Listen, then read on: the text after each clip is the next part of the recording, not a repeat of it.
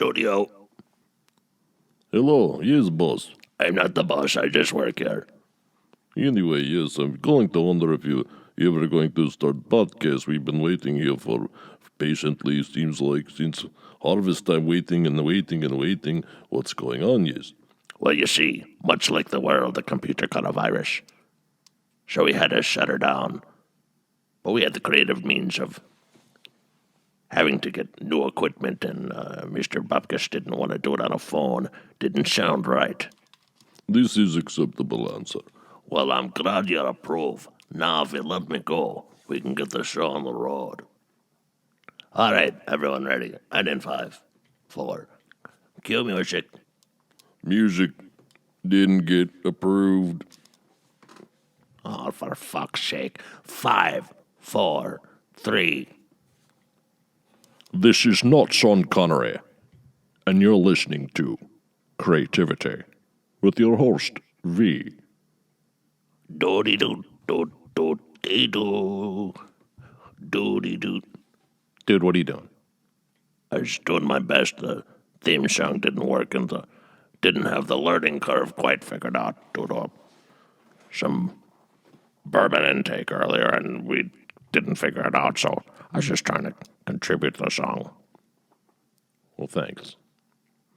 That's Biff Strange. He's our engineer. I'm your host. My name is V. Let's talk about creativity. Hey, can you lose the... Oh, thanks. Well, I'm still learning this new computer here. The last one was, well, you could say that. The last one fit nicely out the window. Better not be in the front lawn. Oh, you kidding me? That fucker made it to the straight. Good man. No problem. I'm here to help. Okay, Biff, so do you want to explain what happened? This is Biff Strange, our engineer, by the way. How are you? So do you want to explain what happened? Do I have a choice? Not really. Oh, okay, well, what do you see? How nice of you, by the way, Mr. V. Well, you see, we were just finishing the theme song. About 45 seconds into the show, you'd just spoken the first word. And don't ask me to remember those. I can't even remember what I had for breakfast this. Could it have been the first half bottle of that Old Forester over there? Well, it might have been. I can't remember. Anyway, at that point, your computer system here had basically just turned into a doorstop, and there's nothing you could do. Yeah, and then we wanted to do it on the, since Vito was here and he only had a few days, we said we could do it on the phone. Well, he didn't want to do that. Well, I don't blame him. I mean, why come all the way, he didn't. But, yeah, he didn't want his face on the interwebs worldwide. To hell and back, I think was his quote, something like that. Oh, he's a fussy one. Well, he sure knows his bourbon, this Old Forester that he brought here, that we were supposed to wait for him to get here to drink, but, things do happen, stranger days. Well, thank you for that, Biff. Mr. Biff Strange, engineer, and procurer of goods for me for over 27 years. Hey, you do what you can, you know what I mean? It's not always a rainy day. Sometimes you gotta see the sun through the bullshit. And that you have. All right, I'm gonna go do my job over there in the other room and leave you to do what you're gonna do. Mr. Bupkis should be here shortly. All right, thank you, sir. Anytime. That's what I'm here for. So I chose creativity as a subject for this podcast because creativity is amazing. And there's been a lot of creativity due to what's been going on this past year or so. As we all know, I don't need to mention it, and I'm not going to. But what I hope comes out of it is amazing songs, great writing, amazing movie scripts, great television. A lot of people have been locked down and have been hopefully forced to do that creative thing that they've always wanted to do. Maybe they've invented something, invented a medicine, created a medical device. Maybe it's a way of thinking, a way of doing something, a new process. Maybe even something that can help clean up the world a little bit. Maybe make it a little nicer. Maybe people will be able to laugh again. I mean, if it wasn't creative people, imagine what the lockdown would have been like without it. No music, No television, no movies, no games. I mean, basically, creative people save the nation's ass. And now, we got to pitch in and help them. So buy local art, buy some music. Yes, I said buy music. Buy a DVD. Go see a band. Buy their t-shirt. Buy your buddy's book. Commission a drawing. Do something if you know a creative person. Normally, being a creative, most of us, it's not like we're swimming in cash. And then when times like this hit, it's even less because a lot of times people go, "Oh, you're creative.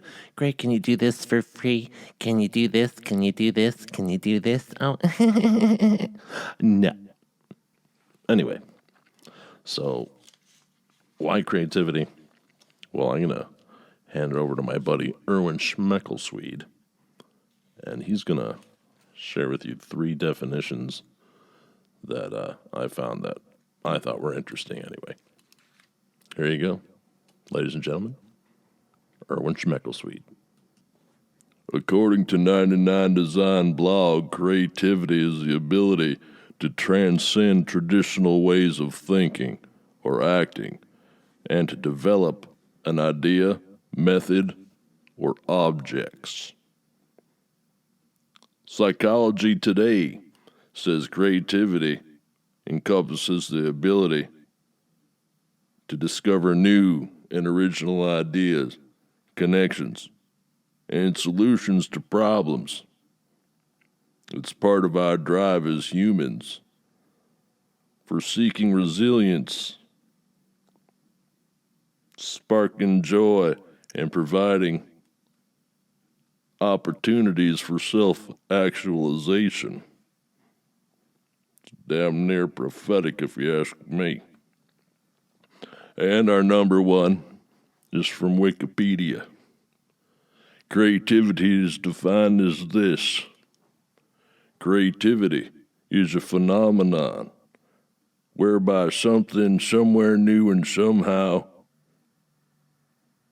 valuable is formed. The created item might be tangible, such as an idea, a scientific theory, a musical composition, or a physical object, such as an invention, or printed literature, or a work of art, such as a painting. That is creativity defined. And that's why I chose creativity as a subject. I think it's fascinating. I hope you will too. Anyway. Oh, and before we go any further, please hit like and subscribe, so you can get notified of our next show and anything we're doing there, you know what I'm saying? Well, that was slick. Thank you. No one can read copy quite like Erwin, am I right? Oh, yeah, he doesn't like to come in. He doesn't like me very much. Really? No. Okay, anyway, on with the show. All right. Really? Okay. Okay? Yes. All right. Yep. Stop. Okay. Thank you. I will say no more. Moving on, as we look at different types of creativity that's going on in the world, Erwin will pop in with his creativity-defined moments in time. Great things that people have invented or done that shows creativity by choice or by accident. From mentalfloss.com. Popsicles. The first popsicle was reportedly invented by 11-year-old Frank Epperson in 1905 when he accidentally left a container of powdered soda and water with a mixing stick still inside on his porch overnight. That right there is creativity defined. Was there creativity in the background of my family? Absolutely.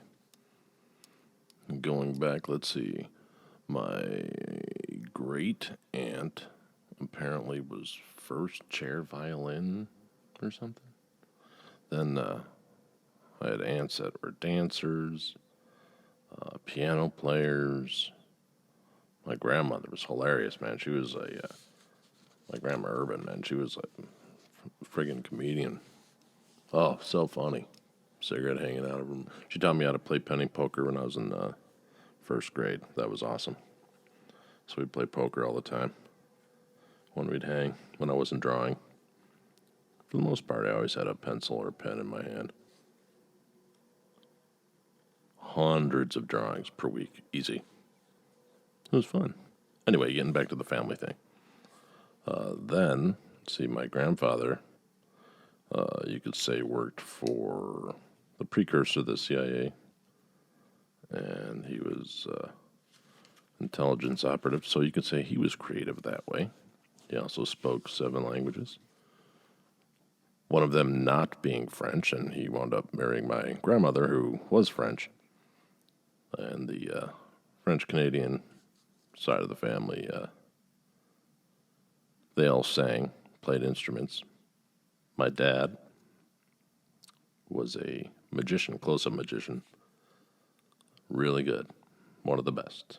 But unfortunately, a blacklisted performer.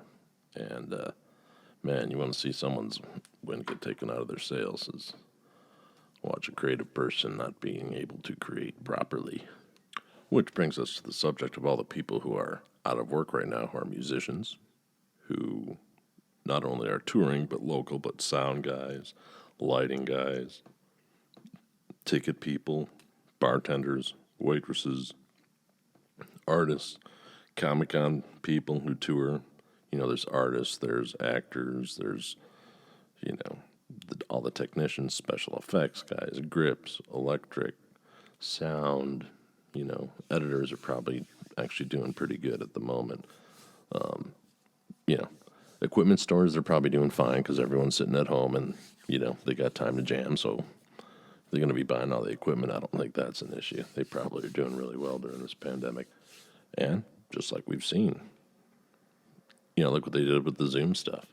That was creativity defined right there is boom, hey, we can't jam together. Let's do this thing online. Next thing you know, everyone was doing it. And it was a nice relief there at the beginning of the pandemic. The pandemic.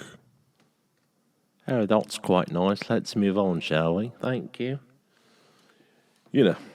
But, yeah, a lot of these guys are, it's not like, the old days where, you had an album, you put it out, boom, you're on MTV, you're making touring money. No. No one. Most of the people steal your music. Then live shows is where you make your money. Then your merch. Then they want, of course they want part of that. And now with the, the loss of that income, the people who put on these tours are squeezing the artists even more. And if you miss a concert or two due to illness, you're screwed. You're bankrupt. You're done. And apparently, we'll see. Hopefully that gets corrected because the world needs music right now, for sure. They need music. They need conventions going on. They need all types of stuff. You have all these people just locked away wanting to do more. And it's opening up and things are getting better. But, there's still a psychological effect that you can see on everybody's face. People are tired of it. And they want it over. And who can blame them? I mean, that would only be nice to get back to what used to be normal. The new normal. I can't stand that term. How creative, right? Oh, welcome to the new normal. Welcome to the new normal. Welcome to the new normal. Please, come into the station, disinfect yourself, step to the left. We will be hosing you down shortly before you walk into the vestibule. We'll put in some gas. It acts like a sealant and seals the skin, everything. You'll be fine for $24. And then you come back, you do it again. Okay, let's go. All right, so a little background on myself. Yeah, basically started out as an artist, and then the art thing was all through high school, and I got really good. And then as soon as I was photorealistic, I went to abstract art and started a whole new thing there, which I'm really dig. Kind of cool, unique. It's kind of like automatic writing, but it's automatic drawing. It's kind of trippy. Anyway, you'll see it. It might even be the thumbnail for this podcast, if I remember correctly. But don't trust that. Anyway, so so it was an artist, then got into music, and then that led me down from Chicago suburbs down to Fort Lauderdale with my guitar player at the time, and went to school to become a sound engineer / music video director. Left there doing television and film. Couldn't stand I can mix great sound, but oh man, do not put me in a dead room of a studio for 12 hours with no windows and no. I'm the youngest of five, man. Crazy bohawk, running around crazy. Worked outside, built shit, painted. Don't lock me in a dead room. But no, thank you. Not my cup of tea. I need the freedom of seeing the sunshine, if you know what I mean. But yeah, that wasn't for me. So anyway, did that. Did a bunch of stuff and a bunch of internships, and wound up getting a job before I got out of college. Finished school, and then I was a production manager at this company in Coral Springs, Florida. My best buddy from college was Brian, and his cousin was executive producer in Wonder Years. He was like, hey, I might be able to get you this gig out here, but you have to be here. You can't be in Florida. You have to be there to answer the phone. I'm like, all right, dude. Boom. I had $500. Packed up my 1991 white Saturn. Thank you. First year. Man, that car was awesome. It was the first year it came out. That thing lasted me 10 years. Never had a problem. But $785 into it total with maintenance. Unbelievable. Anyway, so packed up the car, moved to Beverly, and stayed basically. We lived in an apartment building right behind the Comedy Store, so we're there for a while, and he let me hang on his couch while I tried to figure shit out. And then he was doing something. He was moving or something, or moving in with his girl. I don't know. Something happened anyway, and I wound up having to go to San Diego where my sister lived, and I was commuting up and back for like a month and a half looking for work. So I'm like, well, that's bullshit. And then finally rented a room in Koreatown right before the riots, and then experienced the riots in Koreatown. That was interesting. There was 9 car windows were shot out on my street. Mine was one of them. That was a nice $900 expense since it was a new car and it was curved glass, and there was no aftermarket parts. So I had to be creative to come up with that $900. At the time when my rent was like $250 a month or something for the room, it was in this like Addams Family type. Dude is crazy. These 2 German sisters, can you believe it? They lived up there. My brother lived up there for a while. Another dude from college was up there. Yeah, it was crazy. Anyway, so I wound up getting into film out there in Hollywood and got my first gig. Well, I was doing commercials and stuff and low budget movies, $50 a day, $150 a day for commercials at the time. And so I was doing that kind of stuff. And then got on to working with this guy who did all the montage stuff for the award shows, the big ones, Oscars and Grammys and Emmys and all that crap. And that was an interesting experience. I won't get too much into that, dude. But he may appear somewhere, kind of, in stories or whatever. Just his temperament, interesting. Worked with some cool people, though. Yeah, this one guy, his name is Peter. Best business card ever. Said underneath it said human being. That stuck with me. Anyway, so then became a special effects guy. Did that. Did hundreds of commercials, for national commercials for all types of stuff, blah, blah, blah. Bunch of horror movies, commercials, award shows, music videos. Did tour consulting with Pink Floyd, Janet Jackson, Michael Jackson, David Copperfield, Guns N' Roses, Neil Diamond, Rolling Stones. It's just a different day. It's just like, oh, we got 15 orders to fill this week. That's what it was. They're widgets. It's like, you're like, oh wow, you'll see something on TV and you're like, holy shit, I worked on this. It was just, you were just there for like 3 days or maybe 2. Maybe you're just there for a gag and you're in and out in 12 hours and, next thing you know, you're in South Dakota doing, car commercials for the next 3 months.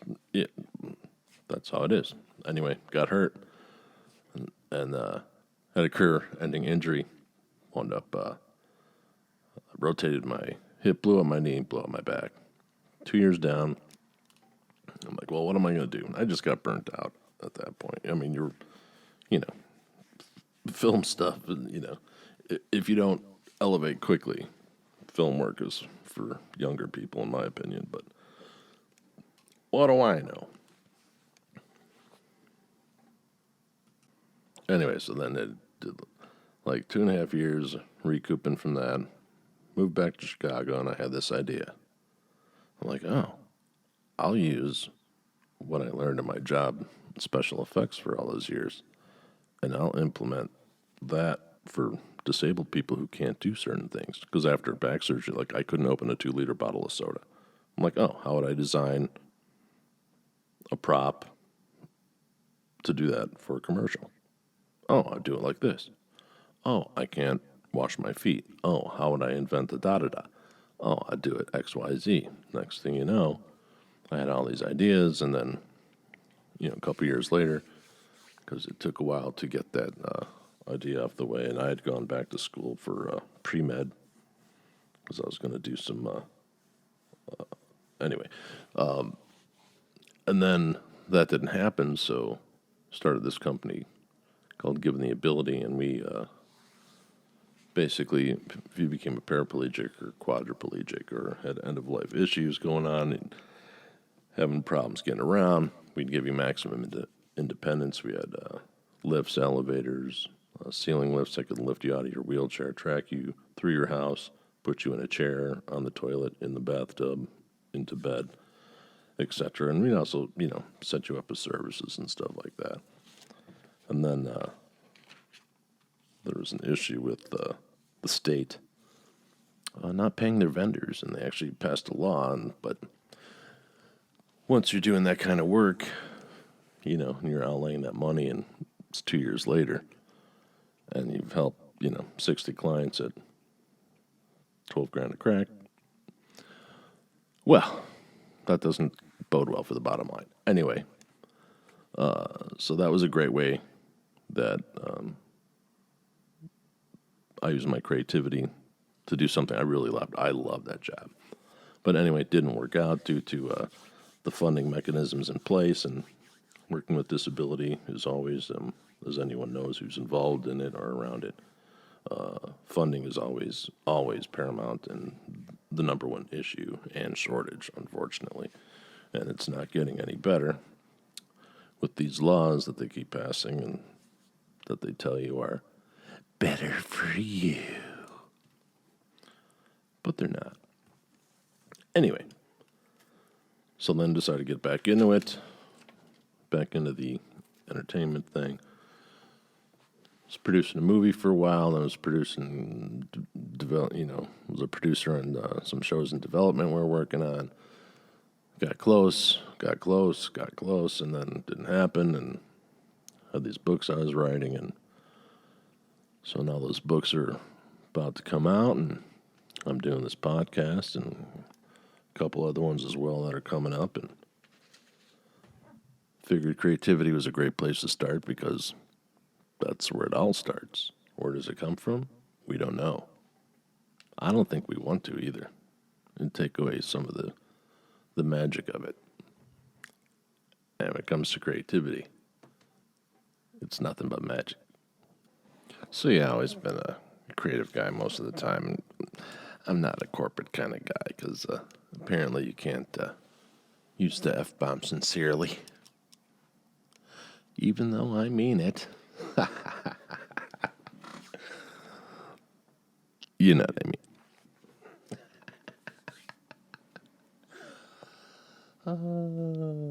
Oh, hey, how we sounding out there, people? If you're having any problems with the audio, please let us know what kind of device you're on, and we'll address it as soon as possible. Hopefully everything's going well, and let's move on with it. All right. Creativity, man. Why is it important? Well, football teams are great, but they don't invent the light bulb, do they? They don't. Sports is great for teamwork and following the shepherd, so to speak. But, without art and music, man, that's where invention and innovation lies, is right there. It's those ideas. And it's too bad that funding keeps dwindling for that. There's other benefits. You teach music, you're better in science and math. It's proven. Until they invented a new type of math that made absolutely no sense called Common Core. What was that? Well, my intention was 36 plus 12 is 4, so therefore it's right. Let me show you the work. In 65 easy steps. No, 4 is not 5. 4 is 4. 4 is the right answer. I mean, getting into space and everything, why would we need to have accurate math skills? Like, what's going to happen if you're traveling to Mars and you're only 0.1% off your target? Nothing. I mean, come on, silly. Please. But you'd be the wiser one not to bring it up. Growing up, it was great. There was art classes, advanced art classes, painting classes, ceramics, music, drama. Our high school, we were fortunate that they had nice programs if you got into the clique. But, there was enough going on. Now it's just less and less and less. And next thing you know, my kids are going to the same school system, a generation later, and sharing an art teacher between 2 schools. That's bizarre. Why wouldn't... Doesn't make sense to me. Because the people who are going to, make sure that we survive as a species are the ones coming up behind us. Okay, so what I'm seeking to accomplish with this is to discuss people's creative process, how they come up with things, how certain things influence them to come up with a certain idea or a way to do something or a need that they see that no one else sees. A lot of it's that. Intuition, third eye kind of stuff. Like when I'm writing and I stumble across an issue in a scene, I immediately go take a nap. Wake up half hour later, problem solved, and that's that. But that took me 5 years to learn accidentally, because now at my age, I'm starting to get these things I call surprise naps, and some of them are quite lovely, especially when it's raining. Other times, it feels as though you've time traveled and taken on 7 armies of the apocalypse, and you've come back not knowing where the hell you've been or what your name is or if your limbs even work, and you've only been asleep for about the time it took for 2.5 commercials to get by. And one of those was that annoying kid for cars thing, you know. And of course, that was the hell that woke you up and brought you back from wherever you just were for that brief moment that scared the living hell out of you. You know, I also want to explore the compulsion that creativity involves. Most people won't understand. Oh, hey, how much you getting paid for those? Well, if you're writing your first book, chances are no one's going to give you $5 million. Here you go. Hey, no. You have to write, you have to do the work, just like a painter. You got to do the work. And then hopefully someone will appreciate your work and buy it or take a chance and read it. Very different than, working 9 to 5 or building the house. It's not like you're going to get paid after you build the house. No, you want to get paid as you're building the house. Makes sense. And as, you grow and maybe you get signed as an author, then sure, you can get advances, but unless you're someone like Stephen King or Anne Rice, you're not going to get a huge advance. You may get $5,000 if you're lucky, $10,000 maybe, who knows? Depends. Situation, if you're not a celebrity, no one cares. So that's the way that works. But I didn't make the rules. I just break them. So we're going to have on here, we're going to have writers. We're going to have artists, painters, filmmakers, animators, costume designers, comedians, poets, musicians, anyone who makes their living creating, not destroying. Creating. Could be an engineer. Maybe you just designed something that will save 10% of the energy in every household with this widget that you just invented. Good for you. Whatever it is. Maybe, you extended someone's life, making a task easier. Of course, everything has to be easier, right? There's an app for that. I also want to explore the childlike connection that we have when we're creative, and how you view the universe and everything in it due to that creative notion that you may have, that one spark of something that 9 months later you've done this huge project and it's this because of that one single thought. But, part of being creative is holding on to that child inside, that creative little kid. Easiest way to make someone not an artist is to say, well, that sucks. But I never cared what people thought anyway. Nothing I can do about it. It's not my problem. That's on them. I don't have to deal with it, you know what I'm saying? Anyway. The other thing I like about creative people, and I got to hang out with them as a kid, doing with my dad, older vaudeville guys, and the magic shows he used to do and stuff, and hanging out backstage and all that kind of stuff with these, magic greats and legends that, only a handful of people have heard. Got to go on stage with Blackstone Jr. in Chicago. That was cool. But, entertainers and creative people are usually funny because a lot of them might be imbibing in certain substances or maybe they're sober even, and that's great. But it's not a pro use substances, by the way. It's not. It's just, I didn't know.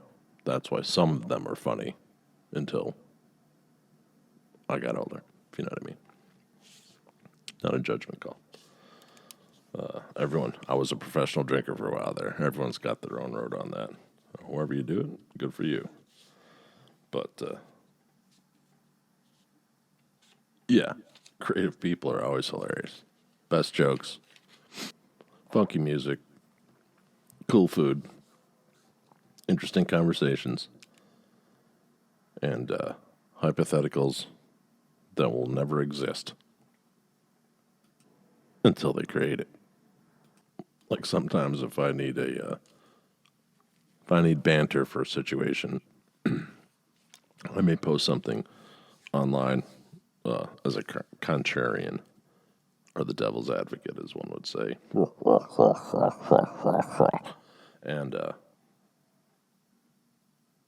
I'll light people up for, not that I'm wanting to light people up, just to see the reaction so I can put it into context, and all of a sudden I've got my dialogue for the scene that's rooted in real emotion. Little creativity there. I do change what they say, but the intent and the way they say it might be kept here or there. Interesting, though. Okay, we're going to do this little thing here, and then looks like we'll be back with Mr. Vito Bupkis and his new book, The Book of Vito Bupkis. That's original. Anyway, see you on the other side of this.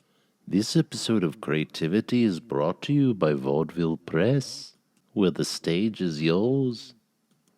Excuse me, V. Vito's arrived. He's lubing himself up with a quick bourbon. He'll be in a second. Oh, you can tell him you can bring it in. Will do, sir. Vito's a trip. Hey, Vito. Hey, fuckface. What's going on, man? Oh, you know me, just rainbows and unicorns as usual. So what brings you into town? I gotta fucking go over that fucking, the printer proof thing. I gotta prove it, and then they can send you the books that supposedly we're gonna. Anyway, I'm gonna give you like a couple $100 so people can deal with you. I don't like the fucking computer. I don't deal with it. I don't have emails. I don't do the thing anymore with the Facebook. It just got too much noise, and plus I was, you could say, occupied thanks to the local government there for, a duration of quite a time, even though I was innocent. Well, that's what they all say. Oh, but I was. It's stated.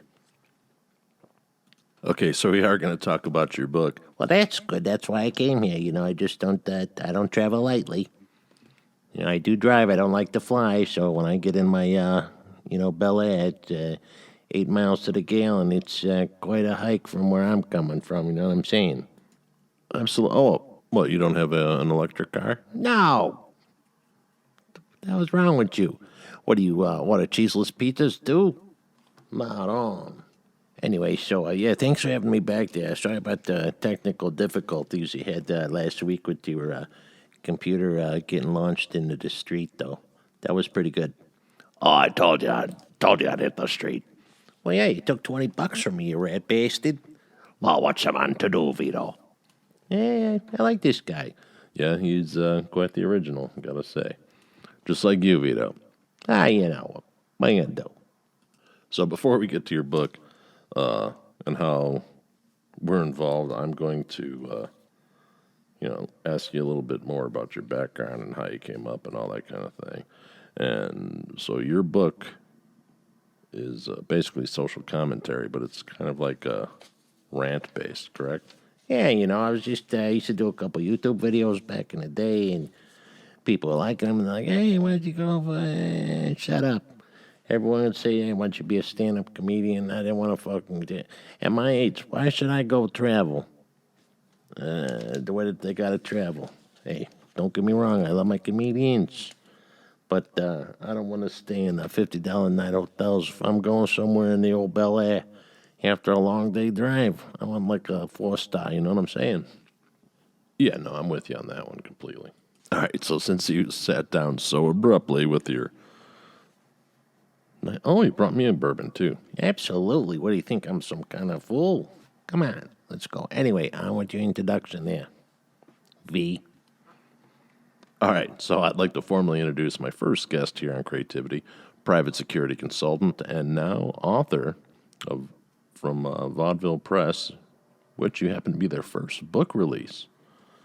And it is entitled The Book of Vito Bupkis, with my buddy, Mr. Vito Bupkis. Ooh. What, you couldn't put more energy into it? What are you having a bad hair day over there? Yeah, it must be the razor burn. Oh, hey, nice wingtips. Oh, thank you. Anyway, come on, let's make a toast here real quick so we can move on with this fucking thing. You know, because... All right, you ready? here we go. There you go. All right, what is this? It's that Old Forester there. All right. Yeah, I love this stuff. What's it say on the bottle? It says, good luck on your first fucking show. Break a leg, Bupkis, you bastard. TJ. P.S. I want the first effing copy of your effing book, you F. That was censored for the children. Well, hopefully children aren't listening to this. Yeah, but you know those right. Right. Okay, moving on. So, Vito, where does your story start? Okay. Well,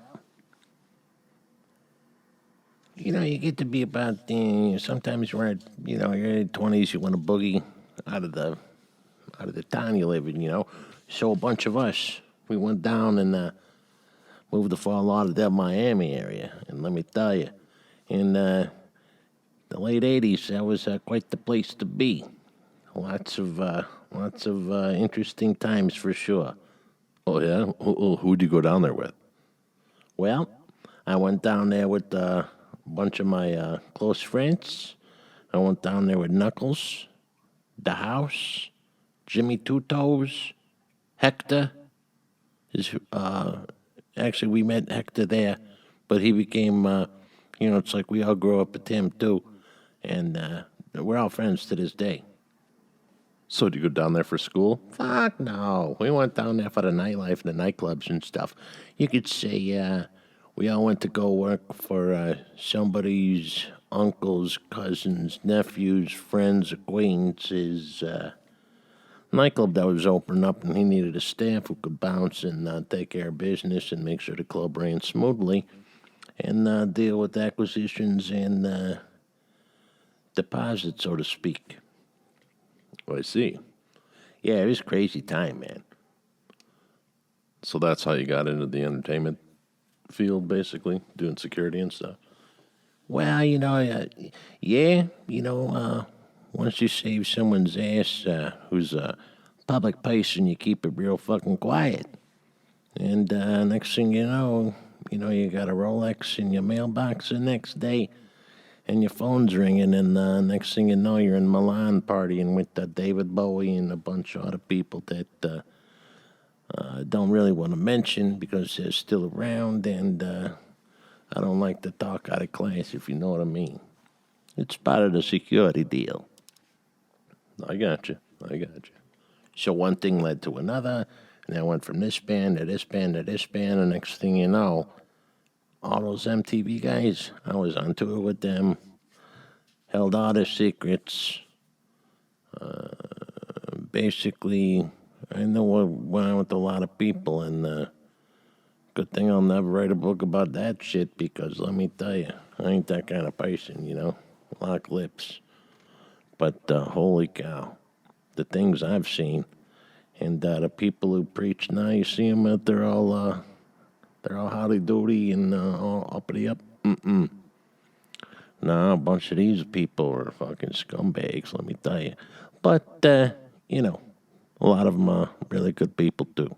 Most of them, good people. But I'm talking about talent. The producers and the business side, oh man. Business executives, holy cow. Those people are scumbags. Politicians, even worse. And, I haven't done any of that kind of work in a long time. I took a break, and then now I'm back to doing private eye kind of stuff. You know what I mean? Yeah, okay. So you just got back from California?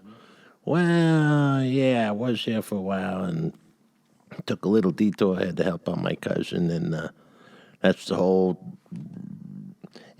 reason how this whole ball got started with my book becoming out and all that stuff, and his book and why I'm here and all that kind of good stuff. All right, well, we'll get into the thing having to do with your cousin later and how that whole thing came about, because that's a story in and of itself for sure. Oh my God, you wouldn't believe the bullshit. Yes, you are correct. So anyway, let's drink some of this pipe and drink up and don't be slack jawing me. I don't want any of that goofy business there. Nah, we're only gonna have one or two here, and that's it. I'm not one of those people. Hey, let's get no celebratory first thing. Sure, on this one, you got it. So, Vito, tell me, where do you get your character, your sense of integrity and loyalty? Good question. It's street mostly. Some people don't have street smarts, and well, I have that on overload. So, but my formal sense, but my romantic sense, I should say, comes from those old movies that we used to watch on Sundays. You know, the Three Musketeers, Zorro, the Man in the Iron Mask, the Scarlet Pimpernel. You know, any of those swashbuckling adventures, Errol Flynn, all those guys. And who is your favorite? Of all time, Yeah. Zorro. Yeah, Zorro's a cool character. Absolutely. You know, his true identity was originally Don Diego Vega. Then they changed it to Don Diego de la Vega, the fox himself, Zorro. Oh, man, I fucking love Zorro. You know, he's Batman. Absolutely. You know, a lot of people get upset about that comparison. They, you, I know. you have to be blind not to see this. That's what I told him. You know, you have Alfred, and then you have the monk, then you have the boy, and then you have Robin, then you have the Batcave and the Zorro Cave. You have the Batmobile, the horse, the Batarang, the whip, cape, mask. You know, Yeah, but Zorro's still the cooler fucking character, no matter how badass Batman is. It's different, but, you know, it's the same, absolutely, it's the same animal, for Christ's sake. You know, but getting back to the original question, you know, there's also, you know, characters like Sinbad and, the Lone Ranger. Oh, man, they Pat Boone that story, let me tell you. Holy moly, most people don't know the original Lone Ranger was black. And what a fantastic story. Ron Perlman just did a movie with that over there on the I think it was on the Amazons. okay. So you said earlier that you were detained. Well, yeah, you could say that. I was social distancing without a choice. Oh, Well, it's this case I worked on. Things got cleared up, but sometimes people can be a little evil with this technology stuff. That's why I don't like the phones. I don't like the computer. I don't like the internet anymore. It's too crazy. You know what I mean? How about a book and a bottle of rye and a nice cigar down by the lake? Maybe throwing a line. Not really catching anything, but, you know, my reason to be there. And soak up the wild, you know what I'm saying? Too many people got too many things going on. Put down the device, for Christ's sake. After you buy my book, and after this podcast, of course. You know what I mean? And you're going to tell them where I'm going to be able to sell those Vito Bupkis custom-signed author direct copies of the Book of Vito Bupkis? I was going to get to that. You can go to vincentcustos.com and you're like, what? How do you spell that? VINCENTKUSTUSH.com. There'll also be a link below if you're on YouTube, or you can find us on Facebook at VaudevillePress.com. You can also basically get a link to VincentCustos.com from VaudevillePress.com if it's easier to spell. Totally understood. That's why it's there. And, yeah, so Vito's going to be shipping me his books that he signs when they come back from the printer next week. And, I'll ship from here because he doesn't want to deal with the interwebs. Yeah, the interwebs and people dealing with emails and all that. You can do that, whatever. Okay, sounds good, Vito. Yeah, okay. So what's next? Okay, and I see Vito has his ratty manuscript with him. You bet your sweet ass. All right, so you're going to be doing a little reading for us? Yep. And is there subject matter to this? Well, the chapter is called Garage Fucking Sales, if that's a fucking clue. Yeah, that pretty much says it all. All right. So can I do this? Yeah, go ahead, Vito. I remember back in the day when I was a fucking kid, the perfect summer day would be waking up, watching some fucking Saturday morning cartoons, and then my mom saying, "Hey, shithead, you want to go garage sailing?" Hell yeah, I did. We went garage sailing. This, of course, would excite me to no end. Why? Well, for one, that meant before we went, we got to stop by the bakery on Main Street, which, by the way, is the best bakery on earth. And if I could pick my favorite smell in the world from any point in time, well, that would be it. And we'd get some fresh pastries, of course. The best coffee cake, maybe some donuts to boot. So halfway through the coffee cake, we would make our first step. We, of course, were on a mission to find a good deal and look what kind of cool shit other people own. It was a great way of learning about people, really, if you think about it, and what they would actually spend their cash on, and at times waste money on, and then try to sell their bullshit to you for a profit. Back in the 1970s, when I honed my garage sailing skills and the art of negotiating, most of the furniture then was made of wood. Unless, of course, it was a stray fucking beanbag with a small hole in it. Yes, real wood. Not that fucking shit that is basically made from fucking sawdust and broken dreams. Back then, there was a plethora of choices you can get. Cherry wood, oak, pine, etc. And it lasted forever. I mean, the stuff that is out there now, you're lucky if it survives one move, much less to a tree. They used to build it by hand. That seems to be lost. There's something to be fucking said about craftsmanship.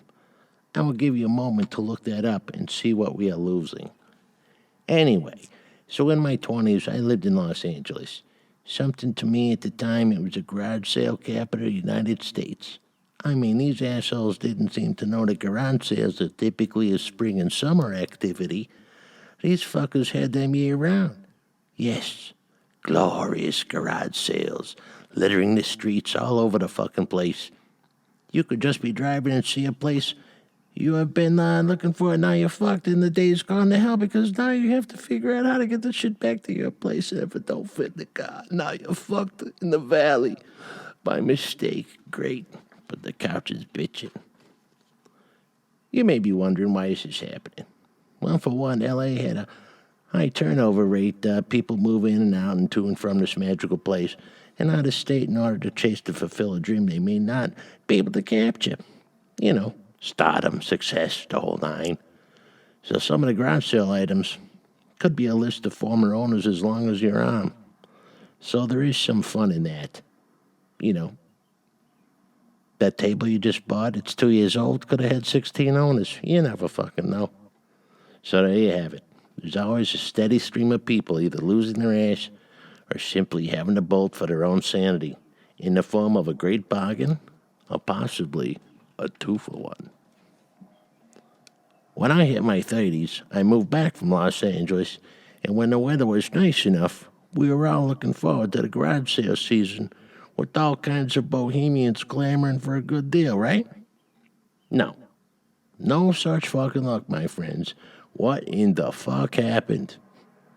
All I know is the good garage sale shit from everyone's grandparents is a thing of the past. Deals on good shit? Fuck you, no such luck. Something has indeed happened to this culture of street dealings. What happened is that they have lost their fucking minds. The yuppies had taken hold, and the blue-collar peeps have long since moved away or retired. Things had changed, and not for the better, mind you. Just how much dope do you people fucking smoke in secret, for Christ's sake? I mean, really. It's either that or boxed white zin is poisoning their minds slowly over time. Whether it's the bullshit foo-foo coffee, who really knows? These people just think they have a self-high importance when it comes to the world at large. I think I can trace it back to all the bullshit that is now a garage or yard sale began. It's that damn box everyone has. It's often labeled as free shit. Well, that's just fucking everything up. That free shit box is what started this fucking nightmare of suck-ass garage sales put on by the bratty yuppies. That free box bullshit is now cluttering up a perfectly good and fine working system. But no, mommies with mushroom head style haircuts and floral long sleeve turtlenecks ruin this great, amazing American pastime. Free shit box of free shit? How about we call it what it is? Fucking garbage. Throw it the fuck out. It's like, oh hey, I was too lazy to throw this shit out and bring it to the fucking curb. Why don't you take it home so you can throw it away from me? Hey, go fuck yourself. I mean, the free box is always filled with broken shit anyway. What's the point of doing this? Do you think someone who will have the 3 other parts of that one thing no one knows what the fuck it is? No, you fuck. This boggles the fuck out of my mind. I mean, holy shit, people. It boggles the mind. What do people think when they do that? Hey, you never know. Someone might need 3 arms for a fucking Barbie collection your sister has. Don't mind that dog half ate the second one. Are you fucking kidding me? The other thing, garage sales have mysteriously turned into sales with nothing but baby stuff and kid clothes, which is totally fine by me. They are very evident and needed. That shit can get expensive quick, especially if your child grows like a fucking weed. There is so much kid stuff you don't have to get out of your car, or slow down for that matter. All you see is pink, light blue, and primary colors covering up tables. I'm just amazed at the number of them. Your kids do not need all this shit they think they do. When a baby grows, they can only wear a certain size for a couple months, sometimes less. No need to have 150 outfits for every goddamn month fucking size that they will never wear. Please, give away what you can't sell. Plenty of poor people could use those clothes and pass them on to others who are in need. That's what you call fucking community. You know what else your kid doesn't need? They don't need hundreds of toys, so it fills up a fucking room. No wonder they all have attention issues, for Christ's sake.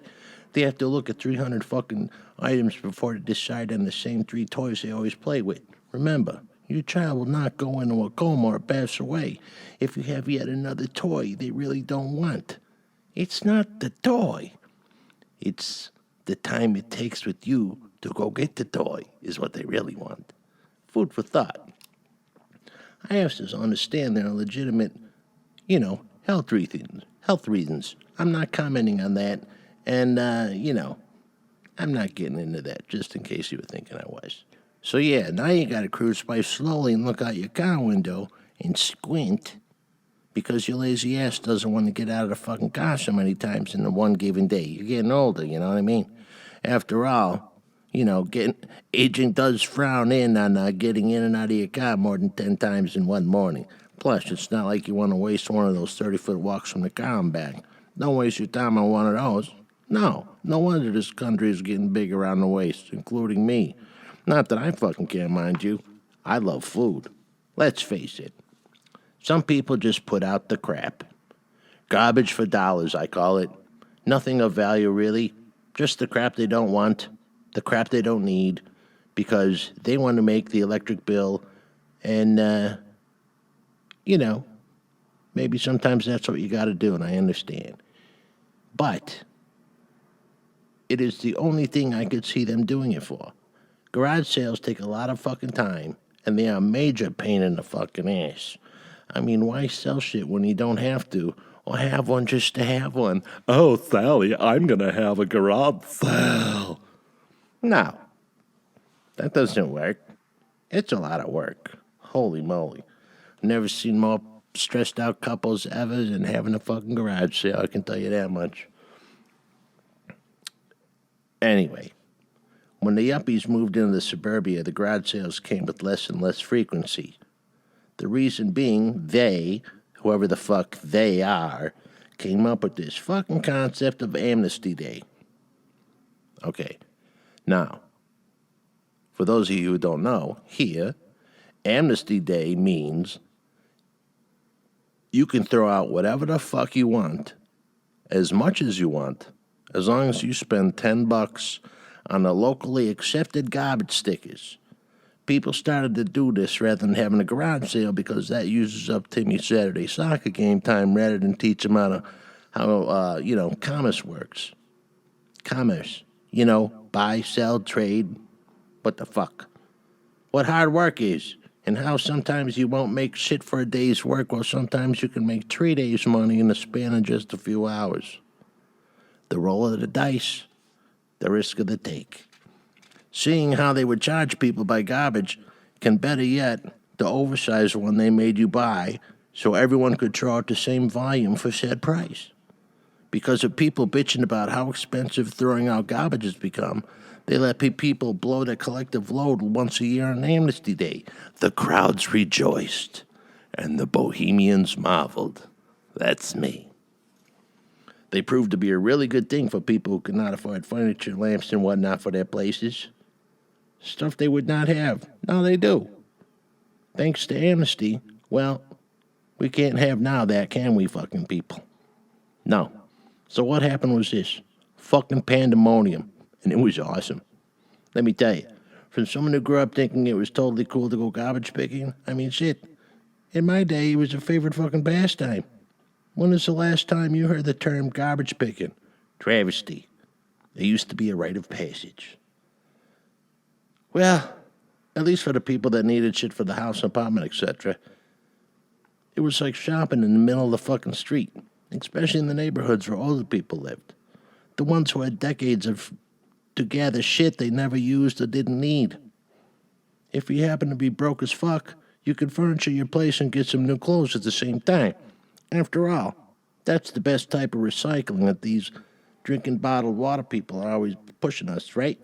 Well, wait till you see what happened.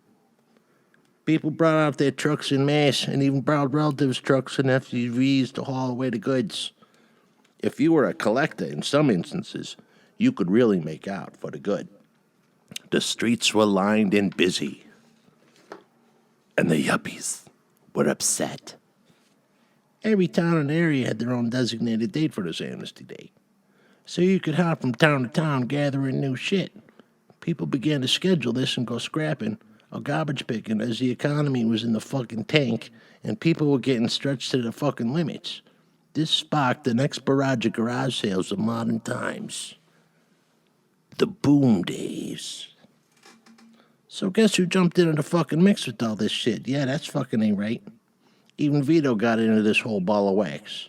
At one sale, we had gathered and fixed minor fucking things on 38 fucking lawnmowers that my cousin and I grabbed in just one day alone.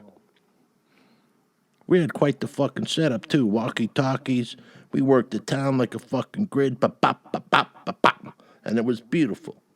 We sold to those motherfuckers $125 a fucking pop, baby. Add collectibles. Christmas decorations and antique furniture. We racked in about $8,000 from a garage sale and saved our ass that summer, as well as my cousins. But that is what you do when times are tough. You make it through the most honest way you can. 8 large wasn't bad. This whole thing fueled some kick-ass garage sales for about 3 years until the yuppies got all pissed off that people were taking the garbage in the shitty economy and start reselling it at garage and yard sales. This was the cycle of life. The easily offended became extremely annoyed that people were making money off what they disregarded as trash. The people who took it didn't regard it as trash. It was trash. So you know what they started to do? They started to throw out big pieces of furniture and nicer things, but with one change. If it was a couch, they would slash the cushions with knives and broke the stuff people would otherwise take, like glass and other breakables. They also took pleasure in doing this. Whatever happened to this, give to the poor. It's like saying, hey, poor person, see this nice couch? Yeah, well, yeah, fuck you. Slash, slash, slash. I mean, they would rather do that than see someone in need benefit from the castaway items. And these are people calling Trump an asshole. They would rather go see the landfill and give it to your poor ass. Fuck that. Fuck recycling and fuck you, bunch of fucks. Fuck, fuck, fuck. What was the harm? People seem to live by fuck thy neighbor these days. Maybe they were not so fucking stupid and helpless, they would not get rid of the 2-year-old lawnmower because it needed a spark plug or, God forbid, the timeless gas in a gas tank. I mean, that is how stupid people are now. A $3.25 spark plug, or a $3.25 spark plug. So they go out and spend $500 on a lawnmower because they are so soft-handed now that they'd rather replace the thing than fix it. First thing you always do is check the fucking gas tank, stupid. Now, not all people turned into jerks. Some had good reasons to complain because there are always a few fuckheads out there who ruin it for all involved. You know, the ones that they could give a fuck, and most times are from outside of the town. The scam works on many levels, as we've seen on TV in the past few years. The other thing that did happen is because people have no fucking manners, nor do they care for other people's things, it all boiled down to people do not know you should live by mutual respect and not have any stretch of that to the imagination. You don't leave their front lawn looking like a war zone because you couldn't put the shit back that you didn't take back into the garbage. Lawns were muddied, flowers started to get trampled, and you know what? Kind of flaming hell comes down when that shit happens in your family. Well, multiply that shit by a few towns and people went fucking ballistic. Plus, garbage started winding up everywhere because people are fucking slobs who can't handle themselves. Some streets did look like a fucking war zone. The town I lived in is over 240 years old, so there were a lot of historical garbage to get rid of and sort through. This also coincided with the beginning of the online auction sites like eBay and the like. I know people who made thousands of dollars as a hobby.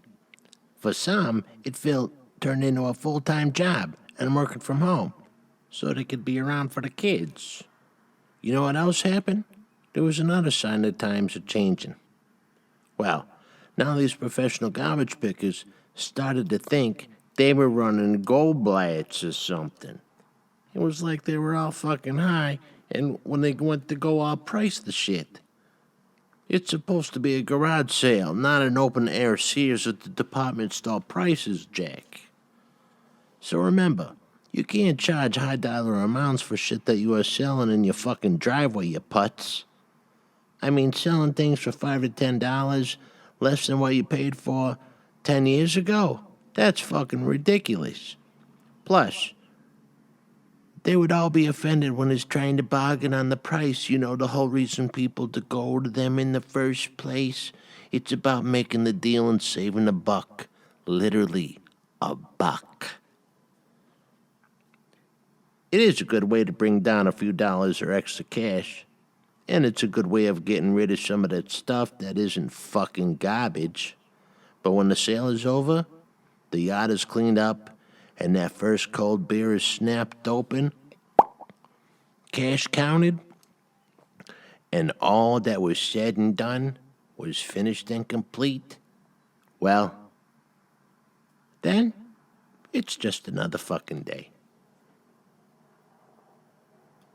Nice, Vito. Oh, thank you very much. And hey, you get what you get. I'm drinking bourbon, you know what I'm saying? This isn't, masterpiece frickin' theater over there. He says, yeah, come on over, sit in the room, talk to nothing that no one's gonna see, and, have a bourbon and read your book that has a lot of F words in it. Well, yeah, that's why you're here. Well, exactly. Okay, let's talk about your trailer. Oh, you mean the one that they won't play? Yeah, that one.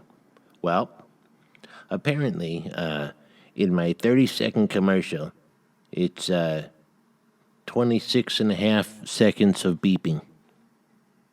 Really? Yeah. Apparently, you can only say the and book. Everything else, it's offensive. Well, now you're just messing with me. Of course I am. Anyway, now the book trailer's coming out next week, and that's just a little glimpse and a little inside joke there. Thanks, Vito. Thank God, for Christ's sake. I not thought he'd never shut up. Hey, watch it there, Slick. No, okay, Biff. What? Hey, who is this guy? Oh, you met him. Oh, yeah, that's the guy who drank the half bottle of booze here that I was supposed to crack open when I got here today. Well, just think of it as a security detail payment in full, sir. That I can totally understand and appreciate. You got it. Samuel W. Alderson. This man saved countless lives over time. Seems to be a theme. But because of someone's creativity and a way to implement, a way to study damage done, and safety protocols measured and implemented, that's when Samuel invented the crash test dummy. That is creativity defined. All right, so let's talk about how you came to write your book. Well, I was doing these rants, like I said earlier, on YouTube. Excuse me, it's the piping. This cigar's really good, by the way. And what happened was I got released from my time, and I had written this book because I saw some before I went there. It was 4 years, so I saw the way that society was changing, right? As far as like people complaining and getting offended and this whole canceling thing, and I just made some observations, and what I found was odd. And a lot of times you'll have two sides fighting over something, and they're fighting over the same thing. Mostly it's the right to express, which I find fascinating. But I actually sit down and have a conversation when you can scream at each other. But yeah, so I was going to change it, and update it. And I said, nah, I don't want to dick with it. Plus, my cousin Paulie got in a little bit of a trouble out there in California, and I had to go rescue his ass. So I didn't have time to update it, so I left it as a snapshot of how things have changed in such a short period of time. And, some people be offended. Well, most people be offended, and I don't care. Well, that's a great view to have. Well, absolutely. You don't have the right to be offended. You can be, but we don't have to care. You got that right. All right, Vito. So, about your cousin Paulie. Yeah. He came up with this thing, apparently riled up some people. He sure did. He wanted to reboot Jesus. Okay. And it was a hot commodity, and basically what I did is I used leverage. I basically strong-armed Vaudeville Press to put my book out first. And the thing was, I don't want my words messed with, so it's as I wrote it. There's not someone else going, you shouldn't say this, you shouldn't say that. No. No Karens in between me, my words, and the published page. You know what I'm saying? That was the deal. As far as that is a trust thing, okay? So, in order for me to protect my cousin Paulie, I have to make sure I can trust these guys. So this is what I did for my book, and for the same with his. You, Vince, were able to assemble this for Paulie. That's all. You weren't allowed to edit it. You just assembled it and put it in logical order, and that was it. Yeah, that was pretty much the way it worked. So, it's a weird situation, but hey, it's an interesting story. It has, all the good things in it. It's got televangelists being bastards. It's got, it's got family dynamics. It's got friendship. It's got love, heartbreak, all the kind of good stuff. You know what I mean? Well, okay. Well, we look forward to that. Oh, absolutely. That's why I'm here. And as of May 15th, you'll be able to get signed copies of Reboot Jesus as well, and that's from your cousin Paul Jacobson, assembled by me, the non-editor, Vincent Kustash, otherwise known as V. And this has been episode 1 of CreatiVity. Absolutely. Vito, thanks for coming on. Thanks for having me. Thanks for letting me be your first guest. And thank you, Vaudeville Press, and everyone out there. And thank you for listening and having a drink and a smoke with me and Vince here. And, Vito, it's my show. Okay. Sorry. Habits. Okay, everybody. Remember, when it all comes down to it, creativity's involved. Enjoy the day. I'm V. See you next time. And don't forget to subscribe and hit the like button. Dude, you ruined the moment. Well, it's my job. See you next time.